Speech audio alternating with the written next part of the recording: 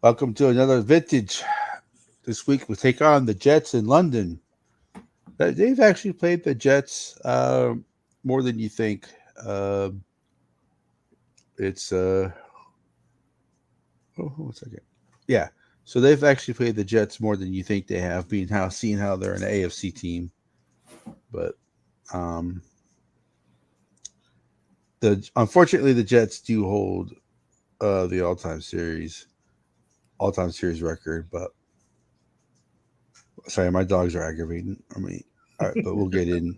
We'll get into it. Vikings, let's win this game. Score Vikings on a winning name.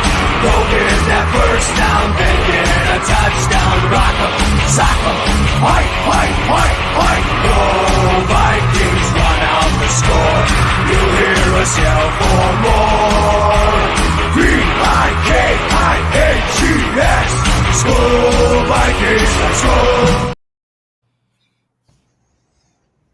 Yeah, so pretty rich history against the Jets, Tony. What you think? Oh yeah, it's they were one of the first AFC teams we faced in the regular season. The funny thing about that is, as many times as the Vikings played the Jets, the most famous Jet, of course, is Joe Namath. The Vikings only faced Joe Namath one time, and that was in 1975. And Namath, Yeah, I know. The first time they played the Jets won, it was a 70, I think. The Jets weren't very good. It was 1970. Jets won 20-10. The starting quarterback for the Jets was Al Woodall because Namath was out with an injury, of course. And they had a guy named George Knock who ran for 100 and some odd yards on the Viking defense. And that was probably the difference in the game. The Vikings were still in it. They just did not have no offense that game. For those that are curious, there is a game of the week on YouTube that shows that game. It was played at Shea Stadium. And if you look real closely, and if you're a football strategist, you'll notice that for a big part of that game, from the highlights I saw, the Vikings were playing a 3-4 defense. I don't know what happened to Gary Larson. I don't know if Gary got hurt or anything, but they played a 3-4 defense quite a bit that game with Alan Page playing nose tackle. That I did notice, but that was 70. And then we played the Jets again in 75. We beat them 29-21. There's highlights of that game on YouTube. So that was the John Riggins and Chuck Foreman game. Riggins basically almost beat the Vikings single-handedly by himself. And then Chuck Foreman showed why he ended up being Offensive Player of the Year. And the difference was the Vikings blocked a punt and it rolled out of the end zone for 2 points, which were a big difference in the game. But that was in 75. And I think at that time, that was the Vikings' fourth game of the year. And I think they ended up they were 4-0 at that point. And let's see, the next time we played the Jets, I believe, was 1979. And that was on Monday Night Football. The Vikings had 3 costly turnovers at the worst times.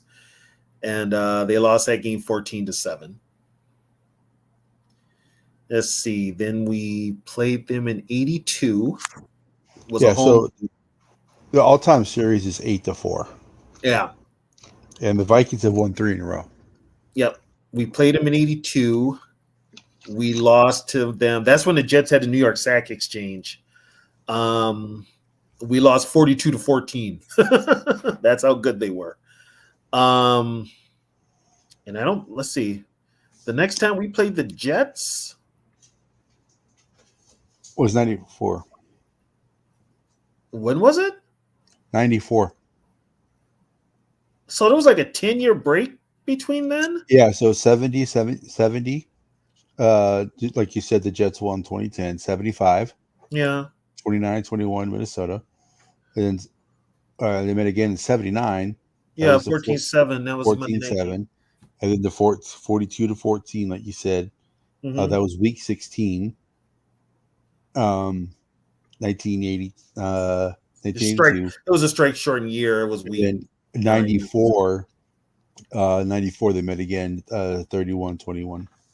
Oh, okay. Wow, that was quite the break in between. Yep. But then they played 3 years later, 33 Jets, 33-21. Then 02 they played again, 20-7 Jets. Then 06 they played again, 26-13. And then 2010, that was the Moss in the rain, Favre in the rain game. Monday night game, yeah. Yeah, they lost that 29-20. And then the Vikings have won the last three, 30-24 in 14, and then in 18, 37-17, and then and then 2022, 27-22. Now that one in 04 and one in 14, that was a Jarius Wright catch in overtime. Yep, that was a Jarius Wright. And then the one in 17 was Sam Darnold playing quarterback for the Jets. 30, yeah, it was 37-17, and then 27-22 last time they met. Yeah. It was closer than it should have been. Yeah, that was closer than it should have been. Yeah. Um, So the last 10 games, the Vikings are 3-7. So, and technically, the Vikings have only played 2 games in New York. let me see. At New York, the first time they met in 70 was at New York. In 79. And then 79 was at New York. Shea Stadium, and then everything else has been in Jersey. New Jersey, right? Yeah. Because 97 was probably the Meadowlands, and then 02 was the Meadowlands, and then 2010. Mm-hmm. So yeah, I mean it's we haven't met each other that much. Also for historical purposes, one of the reasons Fran Tarkenton wanted to go to the Giants was because he wanted to take eyes off of Joe Namath with the Jets. Because that's what the commissioner wants. Because that's what the commissioner wanted. So and Fran's ego was he figured he could go to New York and not only take eyes off of Namath, but turn the Giants into a winner, and just didn't happen. That's a good question, Mom, because we just played over in London 2 years ago against the Saints. 2 years ago, and we won. We played New Orleans, and New Orleans had a chance. I think they had a chance to either win it or tie it, but the kick hit the upright. Yeah, the kicker kicked the two, it bounced twice off the upright. Yeah, it bounced twice off the upright and was no good. But I mean, we didn't need to go back over there again. I'm not a fan of overseas games. I think the NFL could have these games here in the States. Why not have them in a place that doesn't have a team? Right. Have them in the States, especially now you're flying over to Europe. The only reason they go over there is for gambling. Bottom line. That's all that is. You're only going to get football to grow in certain areas, and over there, football is a niche sport. It's American football, but they have their own football, which is 10 times bigger than the NFL will ever be. So, but this is Roger Goodell's. I'm going to pimp out this shield and make as much money as I can. NFL. These owners are all they doing is just pimping out the shield. That's all. Technically, the Vikings have never lost. I gotta keep my salad over here because my dogs. No, they never lost in London. You can't chew salad. You don't have the molars. You only have canine teeth. Yes. Yep. Yeah. So they've technically never lost over there. From what I understand, the Vikings are out, leaving tomorrow. So they'll leave tomorrow. It's like and they'll get there Friday. Yeah, it's a 7-hour and 55-minute flight. What time are they leaving? I don't know. I don't know. I imagine it probably wouldn't be. I don't know. They said that they'd get there Friday, so maybe they're leaving Thursday. Thursday night. I don't know. Then they must be getting there around midnight London time. It's like But it's like a 7 or 8 hour difference. number 87 is practicing Friday. Yeah, he's gonna practice. Is he making a trip? Yeah, he's going over there. Okay, so he'll practice I over don't there. know if he's going to play, but he's definitely going over there. No, he's not playing. He's still on IR. He can't come back yet. Well, no, this is the 5th week. They started the 21-day process. They started the process. I think he comes back the 6th week, which is the bye week. So Reisner's not coming back yet, so they're gonna. I heard that they may just activate him and then give him an injury settlement, and that'll be the end of it. I've heard that too. I think they keep him. Unless they're happy with Feeney and Quisenberry. But see, with the Vikings' luck, they'll let him go, right? And then one of the linemen will get hurt. That would just be our luck. Unless they like Rouse. Right. So I'd actually hang on to him and, see what happens. Well,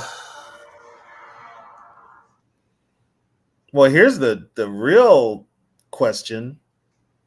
And this just came up today because Aaron Rodgers has a swollen knee. And it's to the point that he might not even play on Sunday. He was limited in practice all week. Yeah, he might not even play. And the thing with flying 7 hours, actually 7 hours in an altitude, you change altitude, it can affect the knee.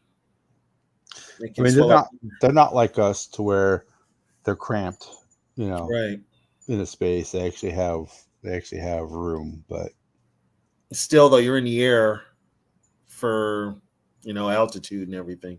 Yeah, and that can change. And so he might not even. I mean, if the knee is bad, and here's the thing: now once they play the Vikings, they got to play the Bills after that. So I think if you're Robert Saleh, you're kind of like, do I want to take a chance against this Viking pass rush? Because I'll tell you what, the Viking team you saw in the second half of that Packer game, you're not going to see Sunday. Well, that was, I mean, as much as we like this, when you get up 28-0, and then you have that muff punt, the Packers get a little bit of a momentum going.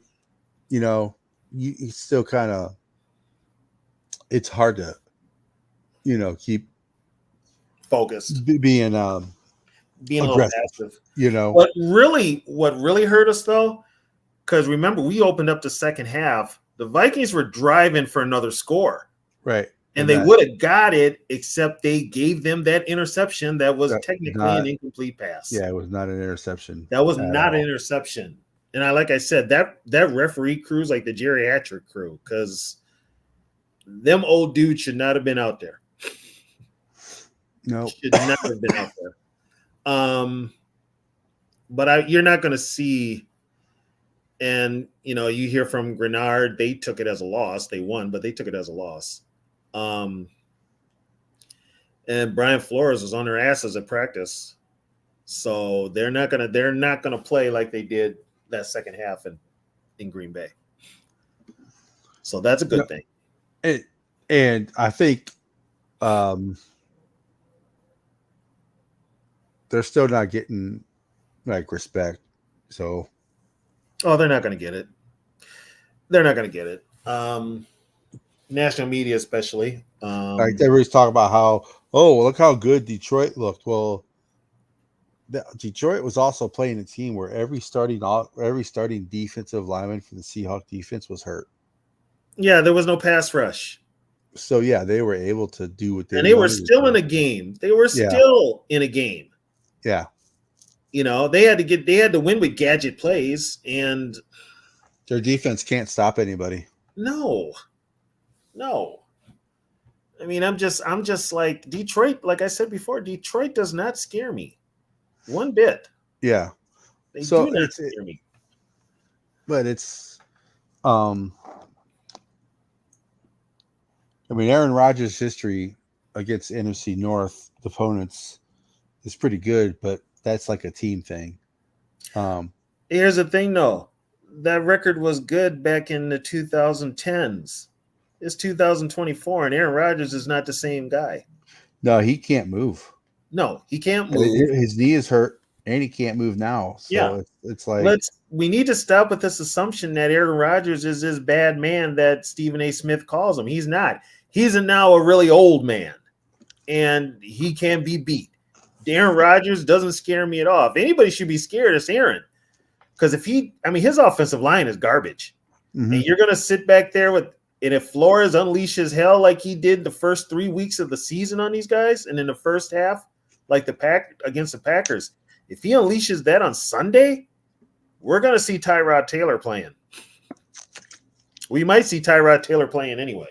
Yeah, he was sacked 5 times against the Broncos. And it's the Broncos, and they So- were at home. Yeah. And don't give me this excuse. Oh, it was raining. Aaron had to deal with the rain. Aaron had to play in the snow in friggin' Green Bay. Jesus. Yeah. Come on. It's his cadence, though, remember? What about his cadence? That's the reason why they had 5 false starts, his cadence. Oh, the Jets? Yeah. No, they had 5 false starts because their tackles are idiots. I'm just saying this, but the coach said it's the cadence.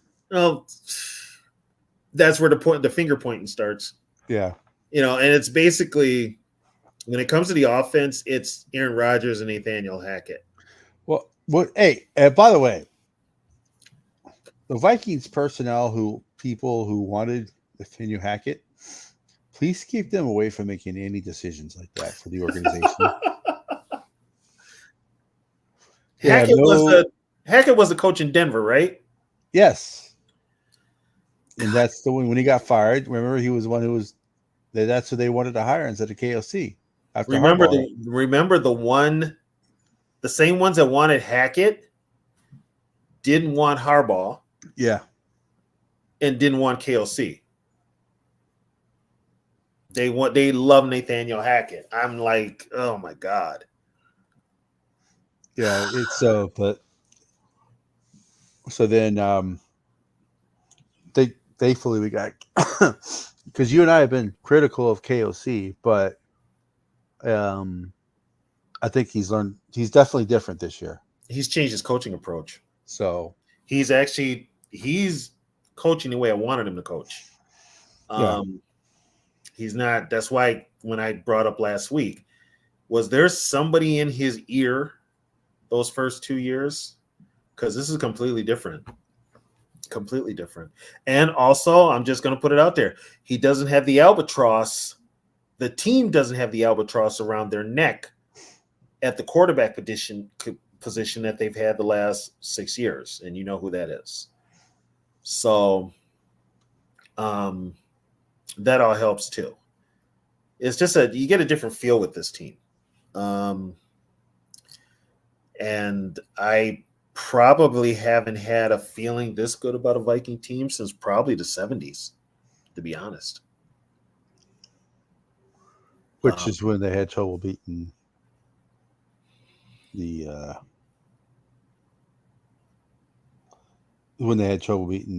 Jets. Well, I only played them 3 times.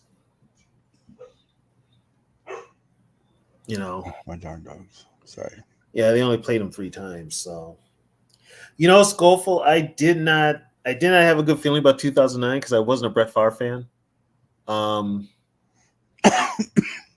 I figured he was a hired gun, and whatever happens, happens. It was a good ride, but I didn't have the best feeling about it.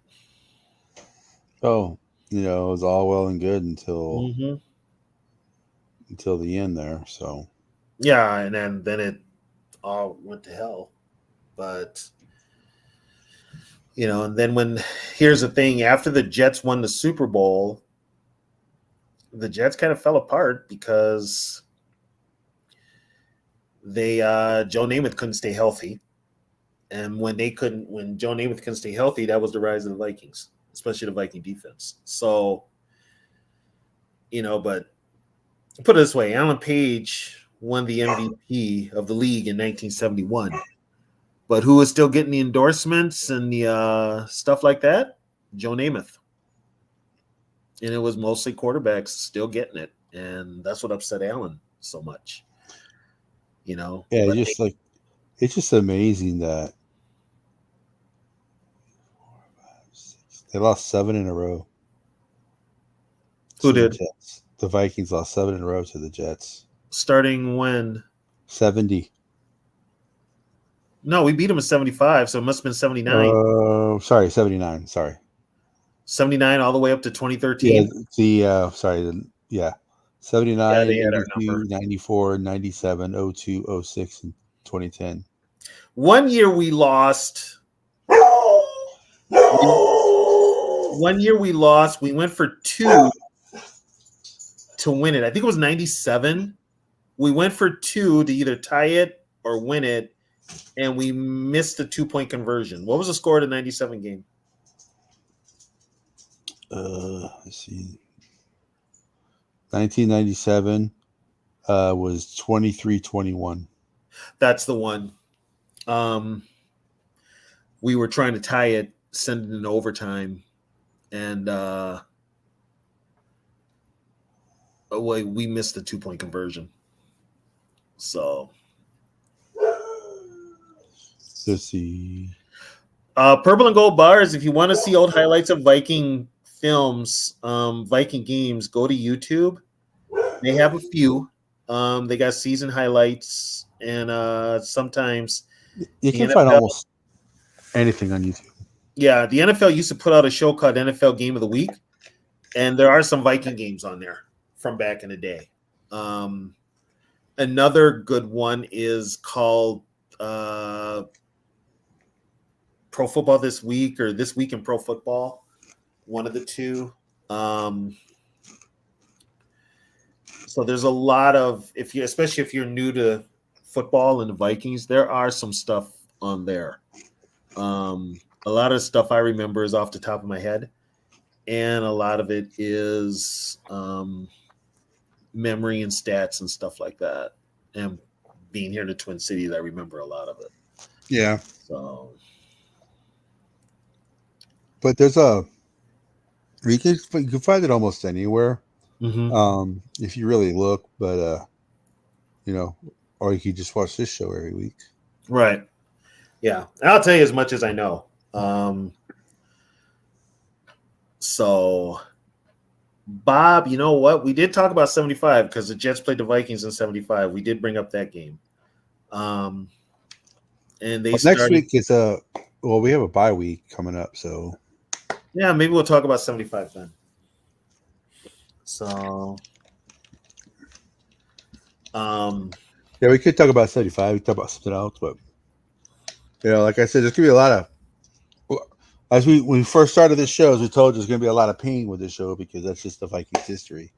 And I can tell you from memory, 75 hurts the most because that was probably the most complete team we had up until that point. Even the players said it. Paul Krause said that was the best team they had. Both sides of the ball. You had 8 or 9 Pro Bowlers. You dominated whoever you played, and don't let people tell you about the schedule being weak and they didn't play anybody competitive. It's like, guess what? You play who you are scheduled to play.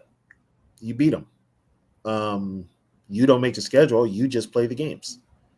So,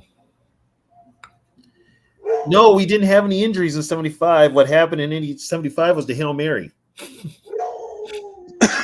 That's what happened in 75. The push off. Yeah, the push off. Because I'll tell you what, if the Vikings win that game, they play the Rams again. They probably beat the Rams again. And then no guarantee, but they were way more talented than the Rams were that year. Yeah, the Rams were playing musical quarterbacks then. Rams were also 12-2. They had a really good team. So if you beat the Rams, you go to the Super Bowl, you're facing Miami, not Miami, but you're facing the Steelers. Now the Steelers rolled into that Super Bowl. Joe Green was hurt. Matter of fact, Joe Green started the game, but he didn't play most of the game. He was hurt. Bradshaw had an injury. Um, I believe Franco Harris was banged up, but I think honestly, probably Minnesota probably beats them in Super Bowl 10 because I don't think you make the I don't know Viking coaching staff, but I don't think you make the same mistake twice that you did the year before in the Super Bowl. And the Super Bowl was close. We couldn't run the ball. I think they would have remedied that in Super Bowl 10. But yeah, 75 was the Hail Mary. That's the sour note with that year. But yeah, I don't think anything. I mean, other than like I said, the Jets is one of the few teams that the Vikings don't have a winning record against, and I think I don't think anything ever really in the history has significantly happened. I mean, a lot of times when the Jets and the Vikings have played, the Jets were not the better of the two teams. yeah, it was just a regular game. They just seemed to. There was never any, like I said, they only played Joe Namath once. They beat him. They never. Since 1970, the Jets were not very good. Yeah. And they won that game. So yeah. 70, the Jets were 2 years removed from the Super Bowl. Namath didn't play, but they ran the ball on us and beat us. And then what's his name ran a lot? George Knock. Yeah. Yeah, George Knock, who I never heard a word out of after that game. I don't even think he made the roster the next year. I could be wrong, but or before, right? Yeah. Yeah. I think he's like a Timmy Smith situation. Yeah, without the Super Bowl. Yeah. Without the Super Bowl. Matter of fact, I'll tell you what, in the 70s, I don't think the Jets ever made the playoffs. Now that I think about it, I don't think they made the playoffs in the 70s. They made the playoffs in 69. They lost to the Chiefs in the 69 playoff game. The Chiefs beat them 13-6. And they did not make the playoffs again, I think, until 1981.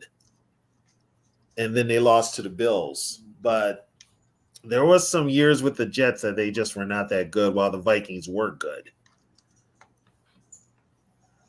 Well, Jets are one of those teams that the Jets are one of those teams that they have a Super Bowl, but they haven't been good.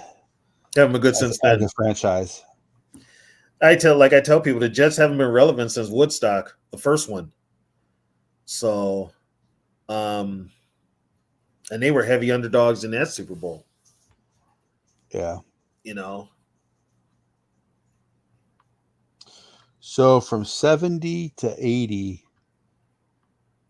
they missed the playoffs. Yeah, they didn't go to the playoffs until 81.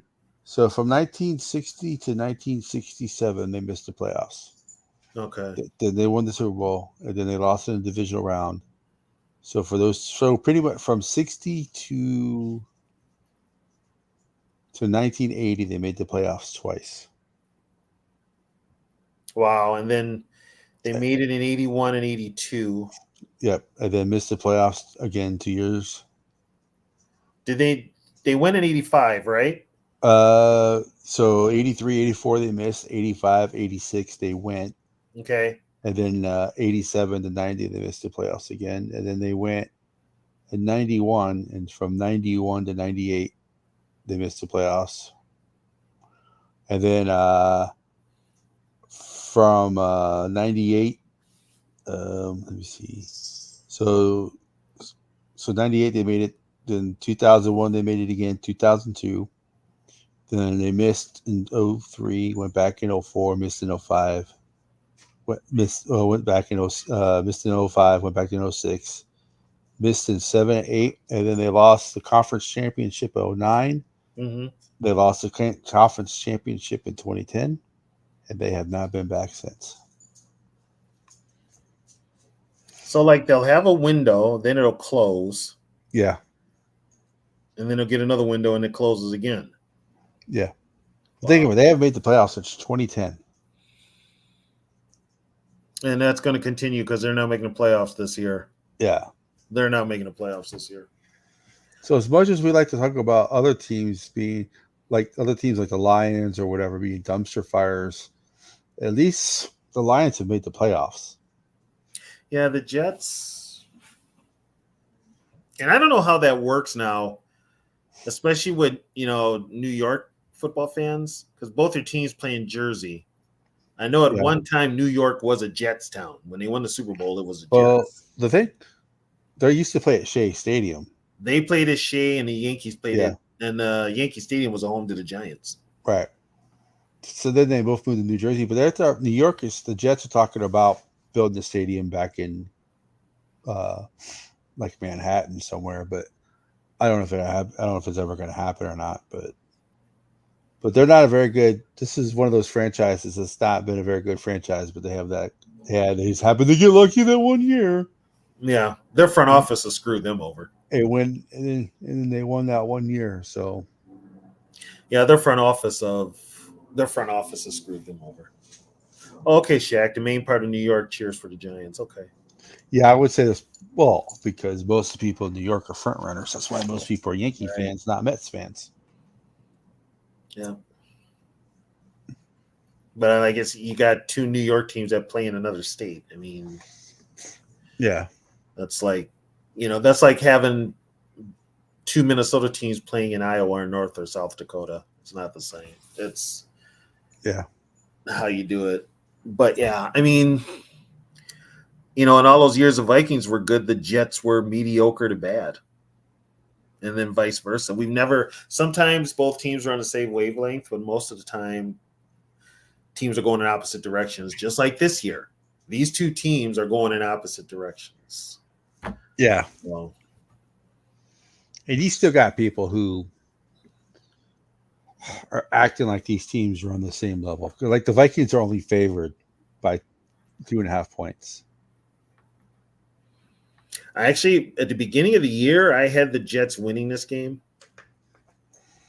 Yeah. I ain't gonna lie. But after the last 4 weeks, even with the second half we had against the Packers, I don't see. I think that second half against the Packers is going to turn out to be an anomaly. It's not going to be. I do too. It's not going to be the Vikings. Right. So I think it'll be. I think the Vikings. I actually think the Vikings probably beat on these guys big time. So, yeah, that Jets O-line has got some issues. And they're both at the tackle spots. And Rodgers' mobility is a factor. So, if I'm the Jets, maybe I run the ball more. Are they going to be able to? Because from what I'm understanding, the Jets are planning on playing our receivers man to man. Well, they figure they can do it with Sauce Gardner. Yeah, but then you have Addison, and you also have, Naylor. But they think they can play those. Their corners aren't that bad. No, but they can't cover receivers 1-on-1. Probably not. And then Gardner might be able to. I don't think. I don't think Rodgers is going to be able to do what he wants to because of the pressure. Well, here's the problem with the Vikings, the Viking offensive line. Quinnen Williams. Who's going to block him? Well, I mean, Frank Clark didn't do anything from the Packers, and he usually dominates, but he didn't do anything. Williams is better than Clark. I don't know. I mean, we Leonard Williams for the Giants. Dexter Lawrence from the Giants didn't really dominate either. Yeah, but you heard his name more than you heard the other guys. I didn't hear Clark's name at all yet. So I don't think it's going to be as bad as we think. I think they've been holding up pretty well so far. Well, he's going to be the problem. And then they've got on the edge. I think Anderson is probably just going to be. He's just going to have a quiet game. He's second in sacks with The only guy I think the Vikings are going to attack the edge because the only guy they have is like 245 pounds. Yeah, everybody's ends are small nowadays. But so I'm not worried about the running game either. I think the Vikings are going to run in the Jets, even though the Jets quote unquote have talented, they're not running the ball. Brees Hall has struggled this year. Yeah, they can't. They're not making it Williams, or I think that's his name, or Garrett Williams, or whatever his name is. He is not syncing up with Rodgers at all. Garrett Wilson. Yeah, he's complaining about it. Yeah, he's not. Yeah. So Salah's not getting along with Rodgers. It looks like. So this team is definitely dysfunctional right now. Yeah, and they'll probably get more dysfunctional. And my question is, where are the Jets better? None of the above. So far this year, where are the Jets better? Okay, maybe their cornerbacks are better than the Vikings cornerbacks, but the Vikings cornerbacks are not bad. No, and it's almost a tie. Right, and their cornerbacks are not better than the Vikings cornerbacks are better than the Jets receivers. The Vikings receivers are better than they have Sauce Gardner, but you can't. I don't care who you are. You cannot cover Justin Jefferson one-on-one. They're going to do it. So Justin Jefferson's going to have a big game. So Darnold's going to. So the Vikings will be 5-0 going into their bye week. I don't think the Jets are going to beat them, but there's still people. There's still people out there who think this game is going to be close. Some people are picking the Jets, to win this game. And it's just, I don't know if it's because of Sam Darnold, but I don't know. They're waiting for Dan. They're waiting for the bottom to drop on Sam. I know that much. Yeah, so I don't know. So far, by the way, the Vikings are not going to go undefeated. I know that they're going to lose. They're going to lose a game somewhere. I don't think this is it, though. I don't think they lose Sunday, and I don't think they lose to Detroit after the bye. Matter of fact, Detroit's bye is this weekend, and then they play Dallas. Which that ain't nothing. They should beat Dallas. Yeah. Honestly, I don't see the Vikings maybe losing a game if everything stays status quo, very few injuries. Not even the Colts. I literally don't see a loss. Well, like I said, when you look at the rest of the schedule and how they match up with the teams that we play, we're better than all of them. But they play at Seattle in December. They're going to lose. They're going to lose a divisional game. Because the Vikings are going to lose a game, you don't expect them to lose. It happens. I mean, I see 13-4 just for that reason. I'm still sticking with 10-7 because you never know. I think they're past that. I honestly think they're past that too. That's just my being safe bet. These teams we're facing after the bye, the Lions, the Rams, the Colts, you could maybe be 2-1 out of that bunch. You maybe fall to the Colts, but that's a home game. I don't think so. Right. Maybe the Rams is Thursday night. Flacco could still be the starter too. Right. The Rams is a Thursday night game. The Rams' health is the biggest thing. Yeah, and they don't have either. If the Rams get healthy, they could be. That's one of the losses I have. Is the Rams. See, I got us beating the Rams. Because if they get Puka back and they get Cut back, it's a different game. Puka's not coming back for a minute. So you're going to get Cut back, but I mean, he's coming off an injury too, and Stafford's playing hurt. Well, And their because, offensive line is even worse than the Jets. because they're playing. So when they come out of the bye, it's the Lions, right? Yeah. So then After Lions is the Rams. after it's the Rams. It's a In short week. LA on a It's a Thursday short night. week, Thursday night. So there's that. But then the games after the Rams, they're not losing any of those. They're not losing to the Titans. They're not losing to the Colts. They're not losing to the Chicago Bears. You got the Colts, and then you're on the road for 3 straight weeks. Yeah, Jacksonville, Tennessee, and Chicago. they're not losing to any of those teams. Unless, well, it's in Chicago, so weird things do happen when they go to Chicago. And it's what, November? Yeah, November 24th. So That field's going to be garbage. yeah, That field's going to be garbage. yeah. So, and you don't know which Tennessee team is going to show up either. I don't care what Tennessee team shows up. They're not losing to Tennessee. Hopkins, the only threat they have is Hopkins, and he may not even be there. They may trade him. Yeah, true. So, And Jacksonville will probably have a new head coach. mm-hmm. So, Well, Jacksonville hasn't even won yet either. So, I mean, you're going to get. I'll tell you what.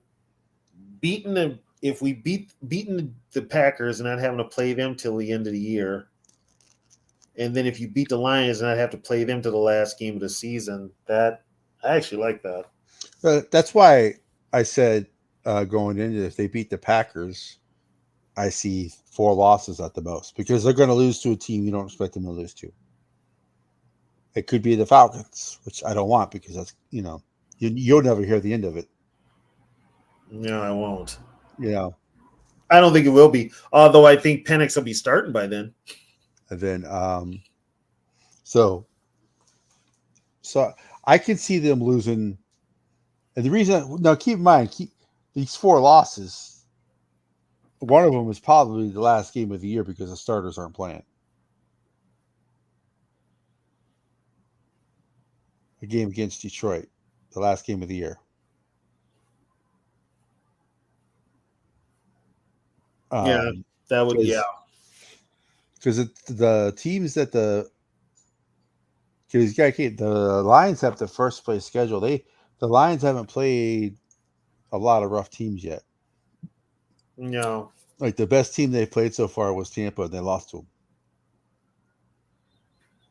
Yep. So they're unlike the Vikings, whose schedule's getting easier. The Lions' schedule's getting tougher. Yeah, the Vikings schedule is very favorable. So let's say the Cowboys lose Sunday, right? Mm-hmm. They're probably going to be their best game. Probably try to play their best game of the year against the Lions to keep from being pretty much eliminated from playoff contention. I don't know. I think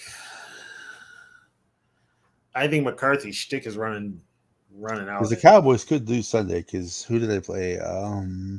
But the Cowboys got they play somebody good Sunday. Yeah, they play Pittsburgh. Yeah, so they could lose Sunday. Oh, they're losing Sunday. So if they lose Sunday, they play the Lions, even though the Lions are coming off their bye. But if they play, the Cowboys have the capability to play well and beat the Lions. Where's the Cowboy Lion game? Is that in Detroit or in Dallas? I think it's in Dallas.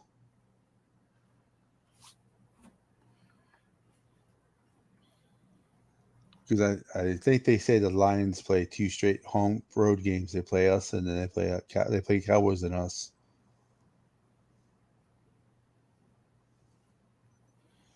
I'll find out in a minute.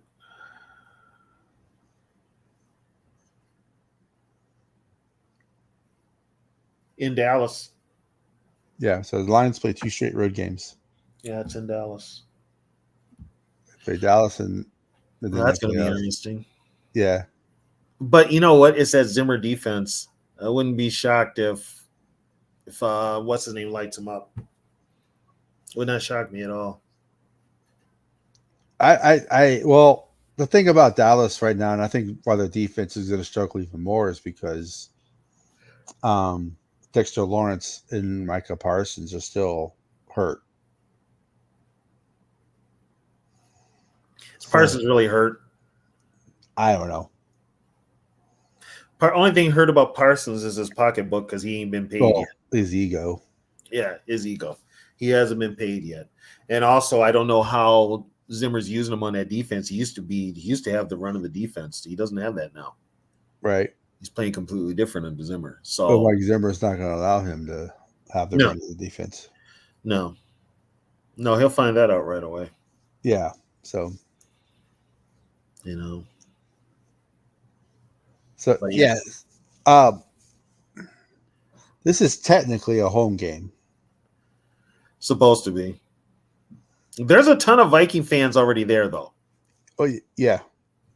Yeah, there's a ton of Viking fans already there partying. That's like one thing I would love to. I would love to go over there. You know, but I'm pretty sure it's pretty expensive. But you know, Especially now, it's going up. yeah. So I don't. It's. I guess the good thing. I mean, am I crazy about the London games? I guess not. But I guess the good I'm thing not is crazy about overseas games. Period. You don't have to play over in Europe. yeah. I guess the good thing is that if the Vikings when the Vikings win, you can just enjoy the rest of the day. Yeah, you can watch the noon games and not stress or nothing. You already got the W. Right. So they get so they do play the early game and then so they leave the same day or do they leave the day after? That's the like when soon as the game's over, do they leave that night or because the bye week's the next week or do they stay till the morning and then leave? They may stay till Monday morning. So either way, it's a 7-hour trip. It doesn't seem as long going over there as coming back. well, it's not as long for the Jets. No, the Jets are like 6 hours. Yeah. So but we're an hour behind. So it is. So I don't. It's a weird history with the Jets. It's a team you wouldn't think would have the series lead to get, but it's just one of those. I guess it's just one of those weird NFL things. Well, when the Jets got good, the Vikings were kind of mid. I mean, when they had the New York Sack Exchange, they beat up on the Vikings. So that was 42-14 at the Metrodome. Right. You know, so it's the Jets teams were good, the Vikings teams were mid, or the Viking teams would be good and Jets teams would be mid. And, you know, you never had where both teams were bad, except, well, you know, you did 06. And there was drama before that game because Brad Childress cut one of the starting wide receivers for some bullshit reason. I forget which one it was, but he cut him. I think it was the 2010 game. Travis Taylor. The 2010 game Monday night was in New York. And yeah, it was raining. yeah. Well, did Favre get hurt before or after that game? After. So we had Favre and Moss in that game. Yeah. That was Moss's last game with the Vikings because Moss's last game with the Vikings was New England. That was Randy's first game back with the Vikings. That's right, first game back. Yep. That was his first game back with the Vikings. And Favre finally got to throw a TD pass to him that counted. Yeah, that was the one player that Brett Favre wanted to play with. He wanted to play with Randy Moss. Even when he was a Packer, and he begged the Packers to go get Randy Moss when he was a free agent, and they wouldn't do it. But back then, the Packers didn't spend on free agency. No. And really, they still don't. No, they really don't. No, JJ is not better than Moss. No, he's not. No. We'll see what happens when his career ends. But when his career ends, he might be. Right now, he's not. No. No. JJ is JJ's probably a better route runner. But Randy's best for us. JJ, okay, keep in mind, as good as JJ is, Randy Moss was an inch taller, and he was probably I think he was faster. he was faster too because JJ ran like a 4.5 40, 4.6 40. Moss was like a 4, like a 4.3, or and but JJ, I mean, there are a lot of similarities to where the one thing that made Moss so great was, well, other than everything, but the one thing that he did was when the ball was in the air, the defensive back didn't know the ball was in the air because Randy would only glance at it, and then at the very last second, he'd put his hands up, and by the time he put his hands up, it was too late for the defender to do anything. JJ kind of does the same thing. We saw Sunday. So JJ, when it comes to pure route running, JJ is probably better than Randy. But when you have a verb named after you, you're pretty significant. Well, then to catch that, and put it this way, that catch that the touchdown pass JJ had Sunday. I'm just gonna put it. The former guy doesn't put the ball there. Well, and He does not Randy, put that ball there. Randy wouldn't have caught it the same way JJ would have caught that. Randy probably would have did something like this. Randy would have probably broke off the coverage and caught it. Yeah. That catch against Buffalo, Randy makes that catch probably wouldn't have been as dramatic. But to say that Randy wouldn't have made that play, I'm not going to say that. Because Randy, it would have been different. I don't think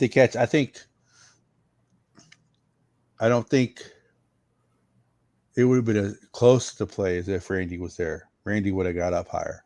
Randy would have got 2 hands on the ball. Yeah.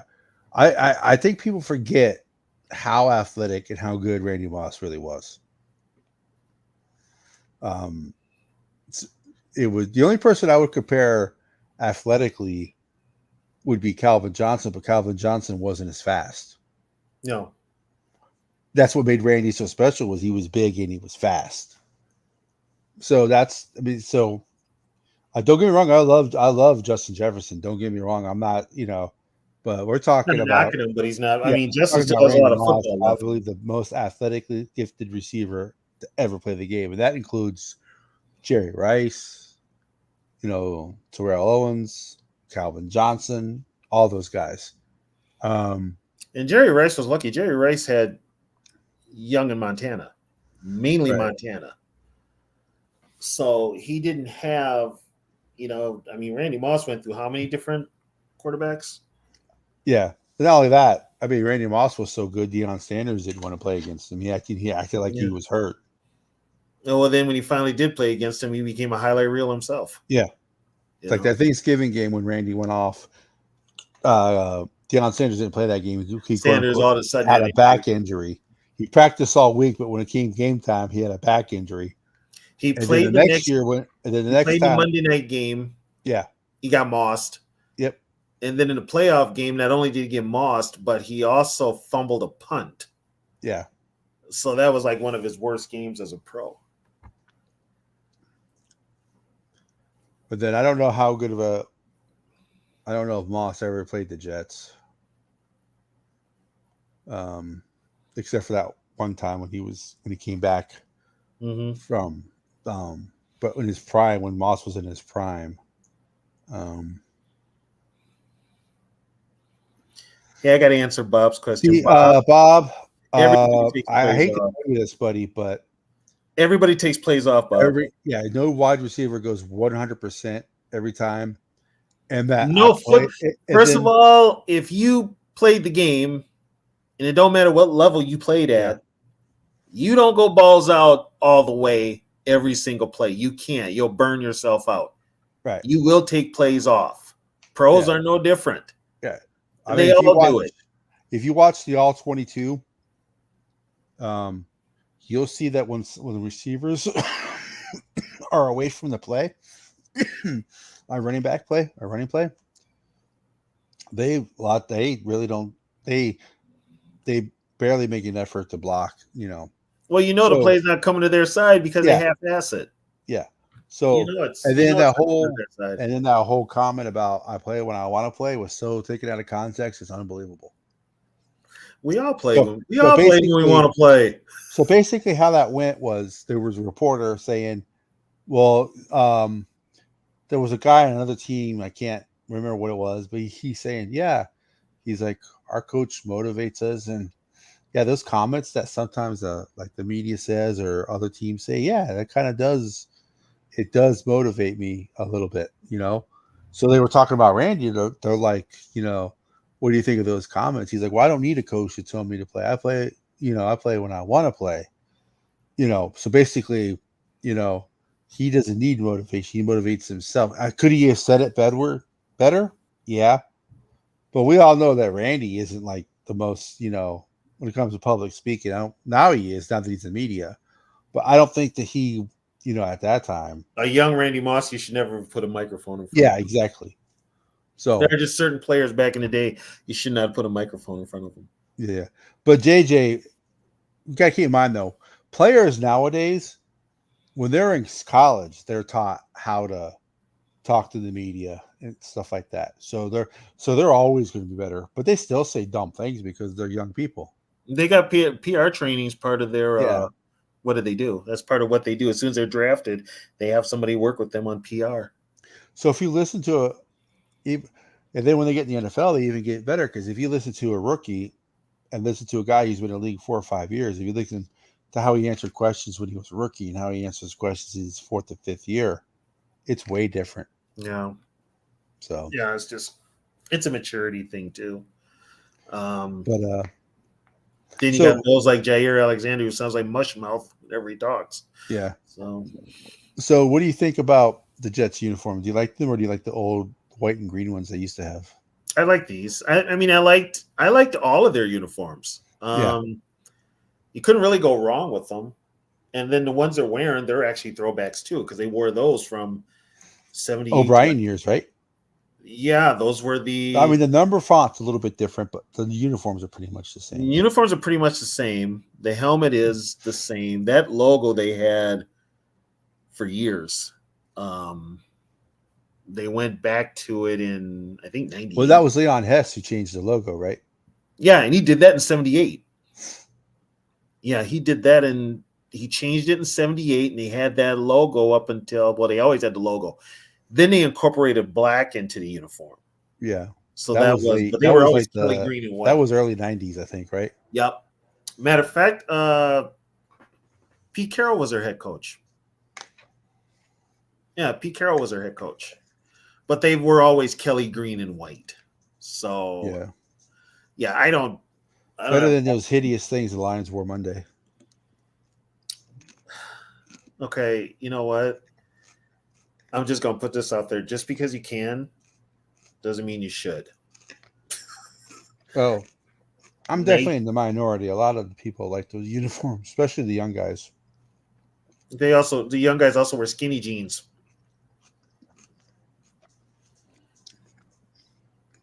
And people told me I was hating because it's the Lions. I'm like, no, I like the Lions. No, it's the design. Here's the thing. You know what? You know what really bothered me, and I don't know what this is, and it drives my girl up a wall because I always bring it up. What is it with uniform designers? They can't put stripes on the pants. What is wrong with stripes on the pants?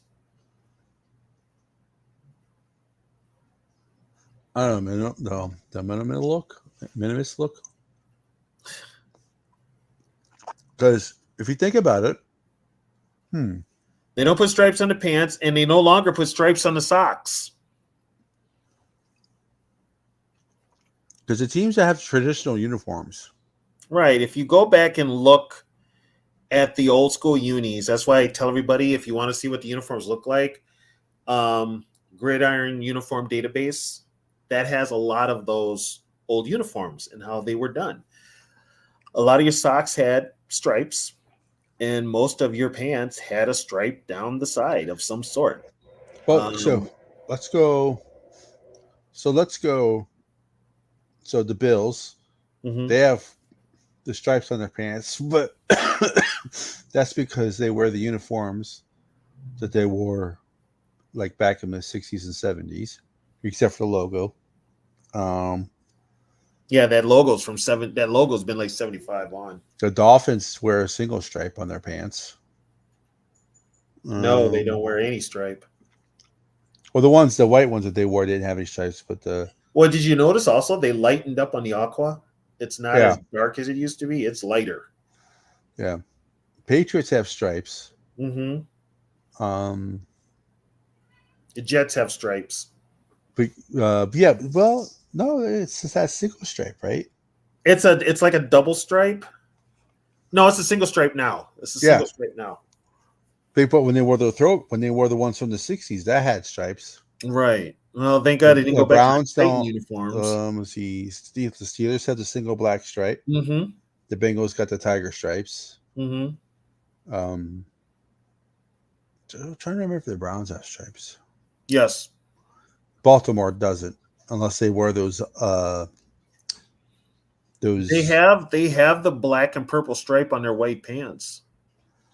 Yeah.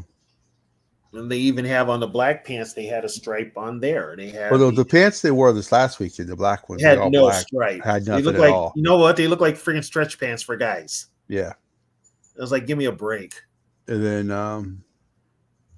the Colts, because the Colts have not changed their uniforms forever, they have Colts haven't stripes. changed their uniforms and never. The Titans don't have stripes.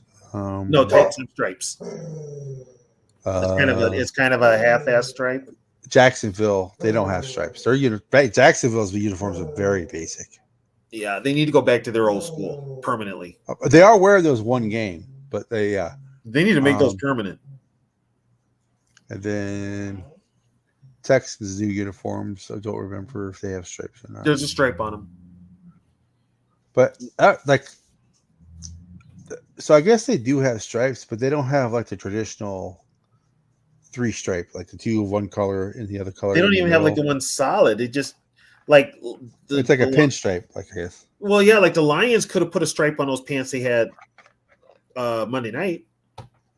It's just all black. I'm just kind of like, okay, whatever. And first of all, they don't really have black in their color scheme. I know they added it, but like I said, just because you can doesn't mean you should. And I think Nike's kind of going overboard with it because they know people will buy that. I think it's more of how the helmet looked. That helmet would have been fine with the blue. Yeah. Yeah, that helmet would have been fine with the blue. If you take the black off of that helmet and you put it with the blue, like the traditional Lions uniform, that would look good. That would. But Friday we'll be doing the our predictions, score predictions, and stuff like that. Yeah, we'll have a better. We'll also have a better picture of who's going to play on it because right now there's a lot of news swirling around for the Jets. Yeah. 2 things. One, Aaron Rodgers has a swollen knee, and I think it's worse than they said. So we don't even know if he's going to play. Yeah. 2, I read a report on Twitter that basically the deal is done. That Devontae Adams is going to the Jets. It's just working out the draft picks. And that will be this week, though. No. But they say it's a done deal. So we'll see what happens. But, if you notice, it's kind of nice this year. The Vikings don't have a lot of other BS affecting the team. No, they're probably one of the cleanest teams. Right now, yeah. They are. It's and just last year. Wait, you think about the Jets mess. Oh my God! They brought in Aaron Rodgers on offense. Mm-hmm. Hackett. They made everything. They've made everything that Rodgers wanted. Yeah. On this team. So why are they struggling so much in the offense? There's probably a disconnect somewhere, and that starts probably with the coach. There's got to be something. And I'll tell you what, when a lot of them players that are divas in the locker room and shit, they cause a problem in the locker room, and it's a rift that the whole team, it affects the whole team. So Well, you're seeing that with Stephon Diggs. He's on his third team because he's such a diva. right. Oh, did you see his interview?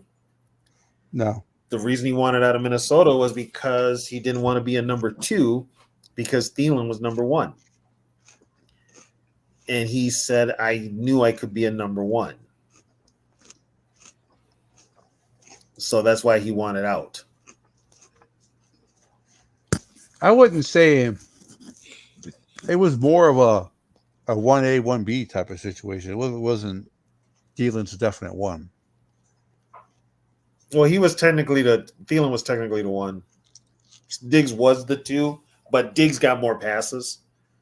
But that's also because of Kirk.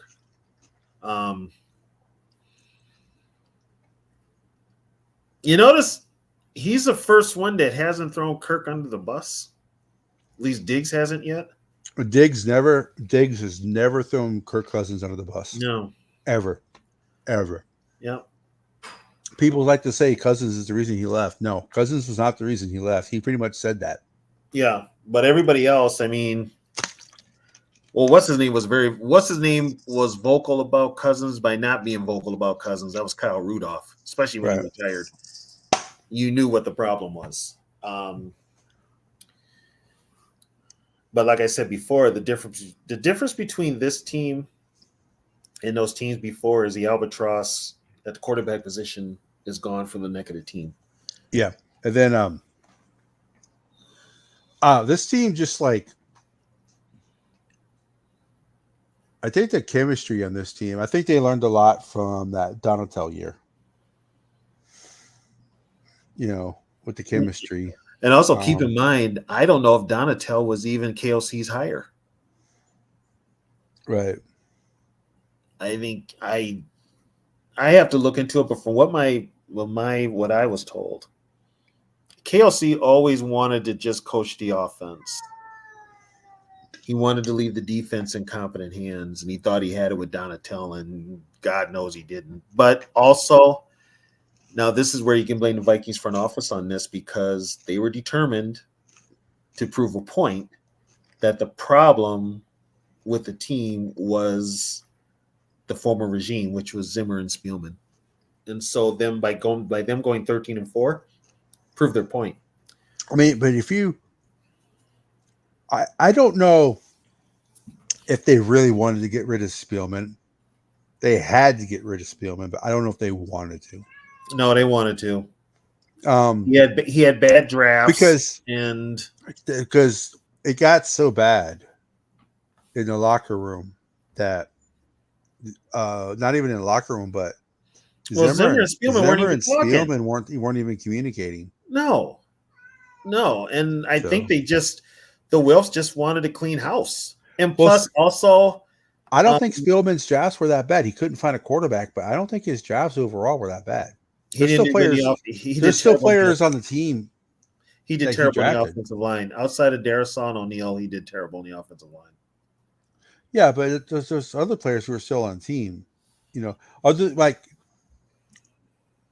Zimmer's guys are pretty much gone though.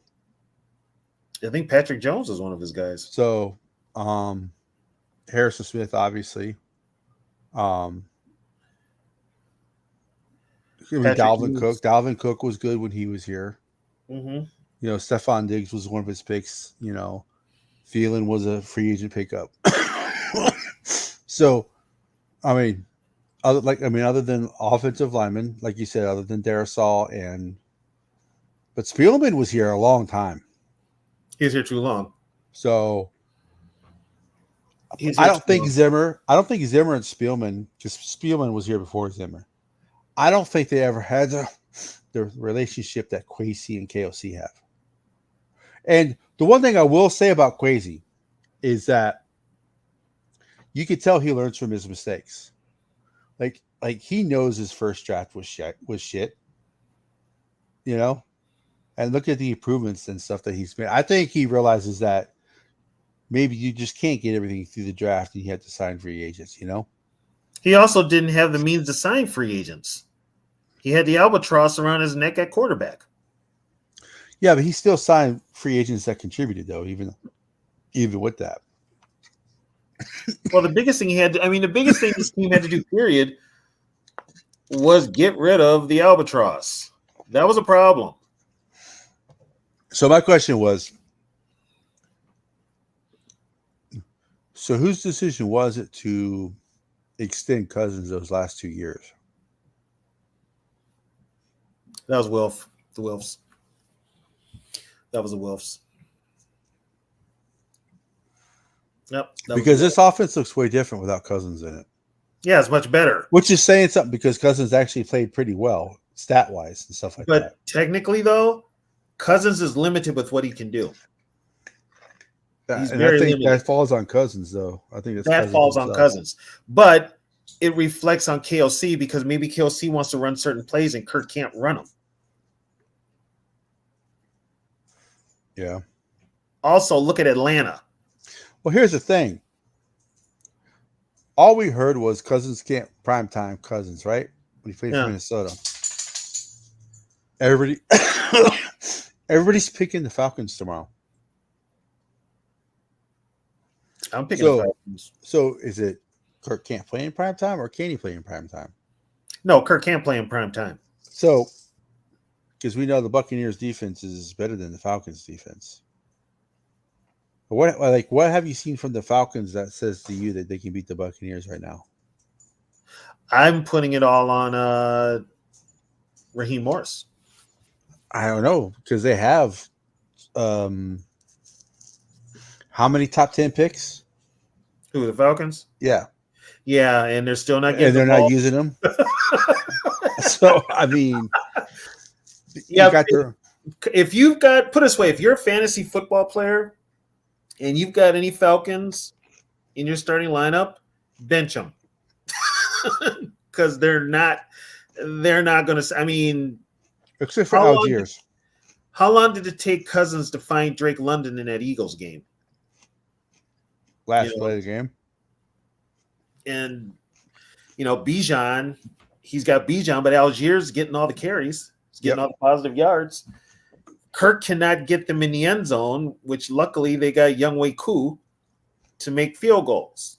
But they've got to start scoring some touchdowns. I don't think they scored a touchdown last week, did they? They won and didn't score a touchdown. Their defense and special teams scored the touchdowns. So they've got, and that's why I'm saying right now, by the time the Falcons play us in December, we're not playing Kirk. We're playing Penix. I know they're paying Cousins all that money. But if you're in a playoff hunt and Cousins ain't getting you, here's another thing too. Morris and that GM did not want Kirk Cousins. Arthur Blank signed Kirk Cousins knowing that Kirk Cousins was not fully healed from the Achilles injury. He signed him anyway. So what do? You've already put your head coach and your GM in an awkward spot. So I still don't even know if Cousins is fully healthy. He's not fully healthy. He's not. And now their offensive line's beat up too. They were down to their third string center. I think somebody had to get off the street. Oh, was he going to go to is he going to go to a playoff game? Is he going to watch his old team in the playoffs? Yeah, he's buying a ticket. Yeah. Yeah, he'll be at US Bank Stadium. Maybe he'll blow the horn again.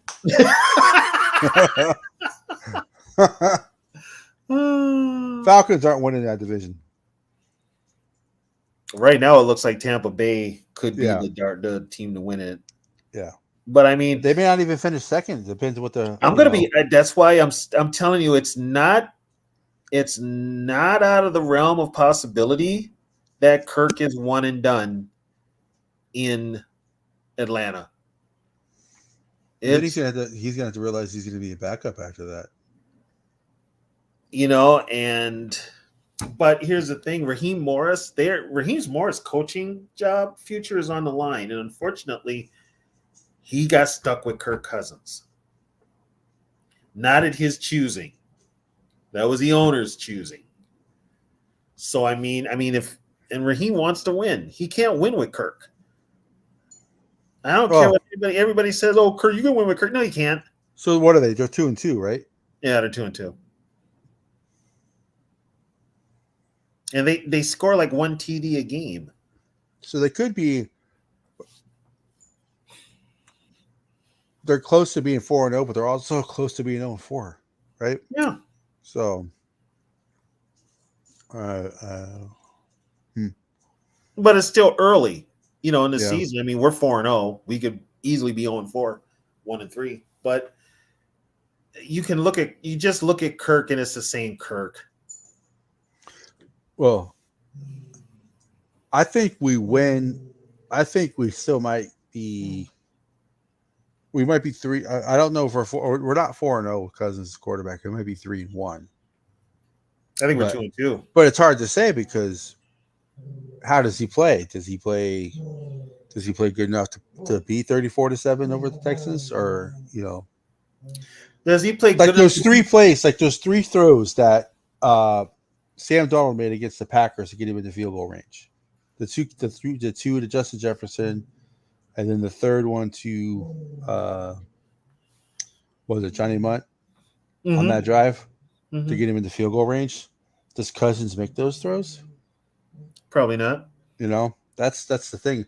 And people talk about Sam Darnold. Oh, he should have had the first throw, the one throw. He should have been picked off by the linebacker, but it wasn't. But at least did he take the chance? That's another. That's the biggest one, and that I'll tell you what, Sam takes chances that Kirk wouldn't. Right. And against right defense, now, if you watch an Atlanta game, shut up. What is Kirk's biggest problem? That he's same one he had here in Minnesota. He hangs onto the ball.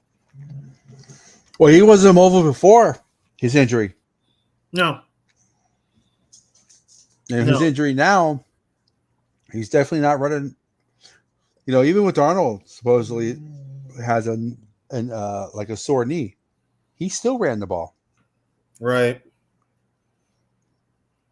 I mean, how many drives? We're gonna have to watch that too. I don't know exactly what's wrong with his knee, but hopefully it doesn't flare up on the way over there. Yeah. That's a possibility. Got to watch that. You got to be careful. Lucky we got the bye week after this Jets game, so that whatever issue he does have, maybe they can resolve that. Yeah. But they were talking about the snaps, for the corners, how Griffin, Gilmore, and Murphy, like all have 100 and like have more, like almost 200 snaps, and then the next guy has 8 snaps. Who's that, Moreau? No, McCain got 8 snaps in the first game of the year. Moreau hasn't been on the field either. And then Caleb Evans has got 3 snaps. That's it. No other cornerback has snaps. So they signed Moreau, and he's only on special teams. So with the games that they're playing, they need to games coming up. If they're up by 2 touchdowns, maybe they take Stephon Gilmore off the field for a series to get him some rest. Or takes because Stephon Gilmore is old, and the last thing you want is for his age to catch up with him. So right, play the younger guys for a couple series. I think everything is status quo this game. I think they keep playing the same way they've been playing this week. I think they turn up the heat more as far as pass rush. I think they turn it up much more. Yeah. Than they did Sunday. It's the offensive line for the Jets is not good. It's bad. It's bad. It is not good at all. Yeah, it's not good at all. So I mean, if you thought Grenard could get 3 sacks on Tunsil, he's going to get another 3 this Sunday. Oh, Tunsil's world class compared to the Jets' offensive line. Yeah, I mean, the one that could, if he's healthy now, the one that could be the one making an impact is Dallas Turner. Van Ginkel and Grenard are going to get pressure. Patrick Jones is going to get pressure. We all know Blake Cashman leads the team in tackles. Yeah. It could be if the Vikings play the type of football they've been playing this year, minus the second half, it could be ugly real quick in London on the Vikings side. That Jets team is it's not very good. Yeah, It's not very good at all. I mean, the thing that might affect the game more than anything is the turf. Yeah, they play on grass. So that could affect the game because the field, usually the soccer fields aren't made They're not made for 300-pound men. Nope. So, fast 300-pound men. So they usually the field for soccer is not very good for American football. So that may play a part. I can see the couple receivers maybe slipping, Hopefully nobody gets hurt like Lewis Seen did. Yeah. We were over there. But we'll see. You want to win the game, but you want to get out of there with no major injuries. That's the biggest one. And that's the biggest concern about going over to London is the turf. It always is. It's not the jet lag because I think teams have got that down as far as the travel. The travel's no problem, but we've been over there now 2 years in a row. And here's the thing now. It's supposed to be a home game for us. So guess what? Guess who you're taking money from? Yeah. US Bank Stadium. It's like that's a gate. Those are gate proceeds that you could have sold out Minneapolis again. Well, it could have been 3 home straight. It's technically 3 straight home games, but yeah. Well, 2. I mean, sorry, 3 out of 4, but yeah, it just is. I know why they go to England. A lot of it's got to do with gambling. But you don't need to go over there. Yeah. There are certain places. Don't go to England. You don't need to go to Europe, especially with the climate the way it is nowadays. Don't put your employees in situations. So Friday we have the typical Friday free for all. So basically, what's going to happen on Friday is what we always do is we'll talk about the game. We'll have more clear cut, precise. We'll have more information for an injury report on that show. We'll make our predictions. If Aaron Rodgers is playing, the prediction is going to be way different than if he's not. Like I said, he's got a sore knee, so we don't know. Right. But yeah, so Friday night it's the free for all. Talk about whatever you want, and then we'll be doing at least I will. I don't know if Tony's going to join me or not, but I'll be doing the play-by-play, like I did last week. I'm sure I don't know who's going to join me, but I'm usually not on them because I watch the games with Trisha in California. Right. So I watch the games with. But that's going to be a 6:00 start for her. Yeah, 6:30. Yeah, 6:30 a.m. Yeah, I should be taking a nap afterwards. That's probably what I'm doing. Yeah, so Vikings and Jets, they don't really have a long history. It's kind of a weird history. It's very sporadic. Next week is the bye week. We could do the 75 show, but as of right now, but we may do a quick review of we could also do Vikings records, traditional bye, and how they come out of the bye, stuff like that. But we haven't done the 75 season yet, so that's a distinct possibility. That's one of my favorite seasons, also. So, but I don't know if I want to do the 75 season and they're in the middle of this season because this season's going so well, and I don't want to bring us down. So, well, you're gonna have to talk about it eventually. Maybe in the off season after we got the Lombardi Trophy in the trophy case, it wouldn't matter. I'm just going one game at a time. So, I've learned. I'm just saying, yeah. I'm just doing one game at a time, 1 week at a time. Take it from there. Yeah. So we would like to thank everybody for joining us as usual. So we'll definitely be back on Friday. We like to have you guys join us on Friday because we actually opened it up to have you guys come on.